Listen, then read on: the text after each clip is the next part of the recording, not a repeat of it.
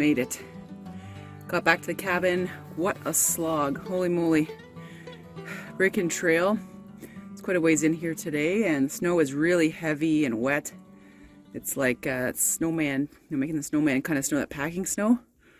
Whew. Gonna go in the cabin and make myself a little lunch. Well deserved. This poor guy having a hard time getting in. Oh, I was breaking trail for him to follow me, and he insisted on going ahead. Now he's really thirsty. I have to boil up some snow for some coffee and some water for him. Came in today on snowshoes.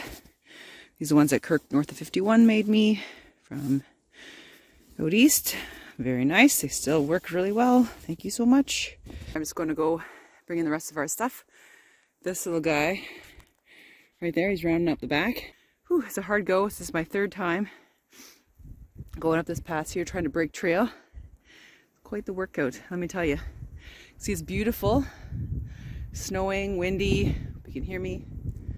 Gonna get a little bit of rain later today too. Mixed bag.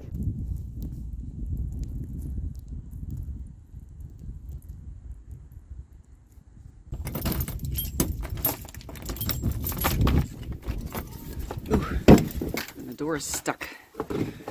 Just as I left it. Nice.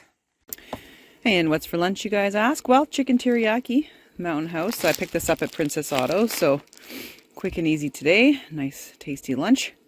Picked that up as I was looking around for some other stuff. I'm getting ready for spring here at the cabin. I bet you any money in the next month we'll be tapping the trees here. It's already like 2 degrees today, going down to -2. So when we get +5 and down to -5 at night, that's when I start tapping the maples. So I need to think something to store my my maple stuff in. I've been kind of using a garbage bag, and it has not been going very well. The mice were getting at it in the shed, so I picked up these ammo boxes. Let's take a look. Just boiling some water over there, but yeah, here we go. So it's the 4-pack Magnum storage products. So look at, you get the big one and then 3 smaller ones. So I can put a bunch of gear in here. You can even lock it up too, and keep it nice and dry and safe from the rodents. Let's take a look inside. There we go. Oh yeah, look at that. 2 of these right here. Perfect. Store whatever you need at your cabin, and it's not going to get wrecked. Perfect. Yep, and each one of these can be locked if necessary. Well, won't need that, but very good. And where's the 4th one, you ask? Well, it's inside here. So yeah, this is a really good deal. I should head on out and get it. I'm just going to put some of my maple stuff in one of these and keep it nice and safe. And here's some blue tubing. I picked up some of this at Home Hardware, about 40 feet of it. I gotta make some new drop line because, like I said, the mice kind of chewed through some of the plastic, and my lines are pretty old. So there's some fresh stuff. Not too long, I'll be out that way, putting some taps in the trees. Hard to believe. Oh, there's a little friend. Hello. Put some seeds out for them. So hard to believe. In a few weeks, we're gonna be tapping the trees here. I'm really excited this year. I am toying with the idea of tapping some birch trees as well, but we'll see how it goes. Birch is a little bit more taxing to tap. It's about 100 to 1 boil down, so it's a lot of extra, fuel to get the final product, but it's really, really worth it. It has a sort of a rich molasses flavor, and I do have birch stand over there. But I don't know, maple is like my specialty, so I've been tapping trees now for, oh my gosh, like almost 15 years, so it's pretty exciting. Lots of products I've made with maple, and I'm so happy to have a stand here that will give me maple syrup forever. Alright, looks like we got some hot water for lunch. Well, that looks pretty good. Just got to put a couple of cups of boiling water in there, and we'll make lunch. Super quick and easy, especially on a day like today when I have to do a lot of shoveling and stuff. Ooh. Oh, that smells really good. Looking forward to this. I'm always hoping that it's a tasty meal, but this smells amazing. So what I gotta do is gotta give this a stir and let it sit for a bit. It's pretty humid in here, as it always is. But I'm happier to see some warmer days, that's for sure. It's got me thinking about projects here at the cabin. And of course, one of them is getting the maple operation set up for the year. I think I have some cinder blocks somewhere underneath the snow. This year I was planning on actually I was going to make some cinder blocks with the fire underneath and put like an evaporator pan on top and just kind of boil down the maple, like the sap basically, most of the way, and then sort of finish the sap at home into syrup. So we'll see. I don't know exactly where I put them, and there's a lot of snow here to find them. So we'll have to see how that plays out. I may have to come up with a different option. Next trip up, I'm going to be bringing all the buckets because, as you know, what I do is my drop line in the tree and it goes into a bucket, and that's like super easy to deal with. 20-liter buckets, that is. So last year I got so much maple syrup. I'm down to my last bottle, my last 1-liter bottle of it. So just tasty, tasty stuff. I've also got new bottles that I've ordered as well. Another thing I have to do in the spring is I'm going to work on changing out the propane gas regulator. This environment, when it's like super hot, super cold, humid, sometimes those regulators, I think it's starting to fail prematurely. I'm having issues with the propane heater in that there's differences in heights of the flame, and when it turns off, it makes like a popping noise. So that's a sign that the gas regulator is not working as it should. So I had got another one on Amazon, the identical one that we have at the back. So that'll be really nice to get that fixed up. And of course, going to be working on maybe a water purification system here at the cabin for next, this summer. Basically using rainwater and purifying it so it can be drinkable, because certainly hauling in water here, even in the winter, other times of the year, can be a little bit of a challenge unless a well is dug or drilled. So this way we get like lots and lots and lots of water from the rain. I'm hoping to find a way to purify that so it is drinkable. Ooh, that looks really good. Oh, Royce thinks it's really good too. Tasty. Chicken teriyaki. Let's give this a try. Really good. Definitely salty, so I don't want to eat more than it recommends, like half a pack, but this is very hearty. Perfect for 2 people. Let me tell you, that hit the spot. It was delicious. Warmed me right up, even though I was pretty warm after doing all the hiking in here and then having to, you know, get everything all organized. Now, I'm going to do a little bit of a cleanup here inside the cabin for like getting an early start on the spring cleaning. Sort of taken down my Christmas decorations. Got all those guys there. Of course, took down all my Christmas lights. Beautiful view. Not often you can sort of see out towards the field. There's usually, you know, all the greenery there from, you know, summertime. But this little barrier here is getting really built up, and you can see my jack pine are actually doing quite well right there, there, and there. So I'll probably plant some trees this spring as well. Got myself a new journal for the cabin. We're in year 9 here at the cabin, so I like recording everything that goes on. So I got this one because there's lots of lined paper there for making notes. Make notes about anything and everything here at the cabin.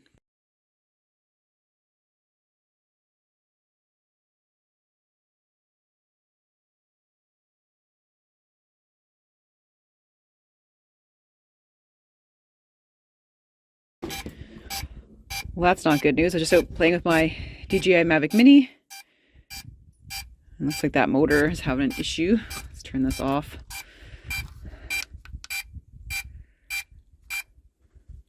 Much better. So it was flying around out there, a little bit windy, and kind of came back. And I think while it was windy, a couple of the props kind of like hit each other in the air. And anyways, I'm flying it back to me, and it plopped out of the sky into the snow. So little repairs to do, but thank goodness it's been hanging in there. I think I've had that a couple of years at least now, and it gives me some beautiful shots, certainly bird's eye view of everything. So thankfully on Amazon, there's lots of those little kits online that you can get to repair the props, and little tiny screws and propeller blades and things like that. So got that to repair it. So it'll be back in the air in no time. Now I'm going to slog out to the trail cams. I got to put in a new SD card. Got a pack of 2 from Cabela's when I was there around Christmas time there when I took you guys out.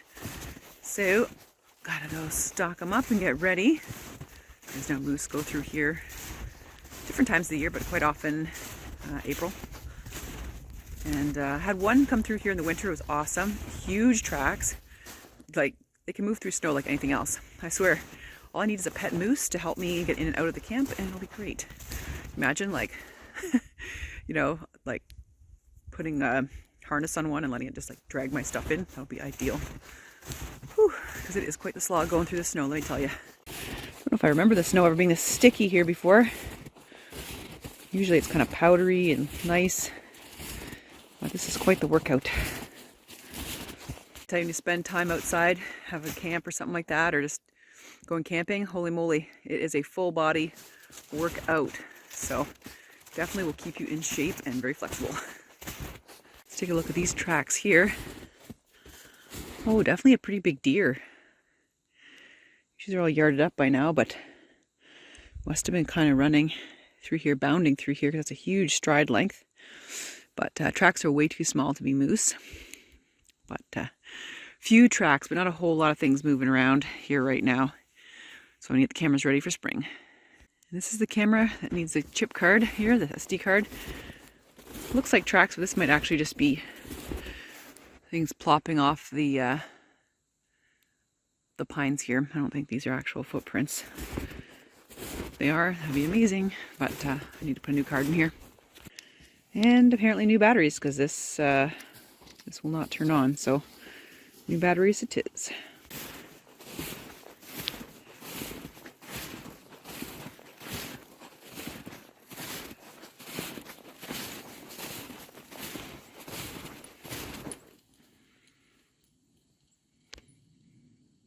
Well, you'd never know. He's still dealing with his blastomycosis fungus infection. He seems pretty good.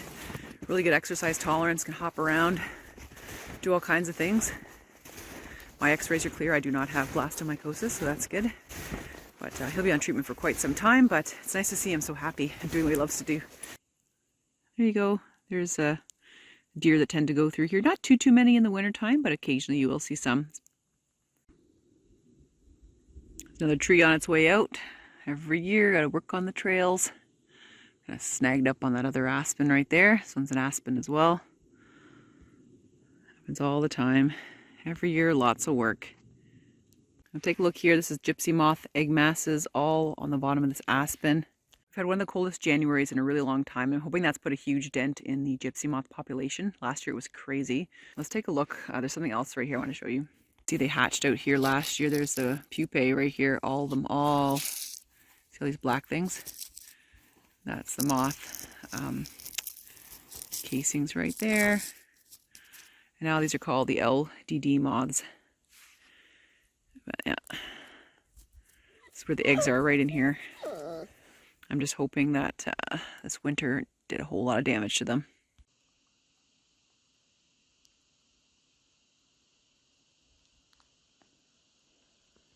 Seeing fungi on this log gets me really excited for foraging season again. I'm gonna reclaim my love for fungi after hating it this winter. Yeah, pretty excited. Won't be too long before morel season. Be out picking morels in May, so pretty exciting. Not too long now, guys. Just want to show you, you know, some mullein that's sort of dried here over winter. Really important not to take this stuff down too early in the spring. There's quite often insects hiding inside the hollow stems of some plants that you see, or hiding in the little where the flowers used to be. So don't do any gardening until it's above 10 degrees Celsius in the spring, consistently. Here's a wild medicinal, it's old man's beard. Reported to have many antibacterial properties. Also another good time of year, looking for some chaga. Always have my eyes open. You know, I was just thinking how difficult it is to get through the woods right now through this snow, and just sort of thinking about how animals are adapting to this. I don't remember the snow being like really this sticky in recent years, and as the snow gets heavier and heavier, it becomes harder for wildlife to come through and also to catch their prey, especially bigger animals like wolves and coyotes and things like that. So kind of they use way more energy than they normally would to catch something, and they drink more water, things like that. So something to consider. Animals are going to have to adapt as our climate starts to change.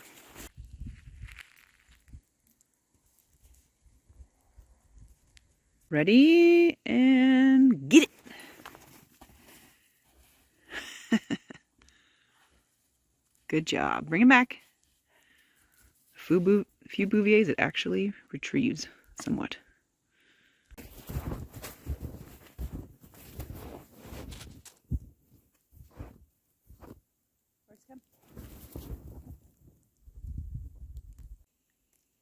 Lots of activity down here. I think we've got some coyote in here. Maybe there's like a den nearby.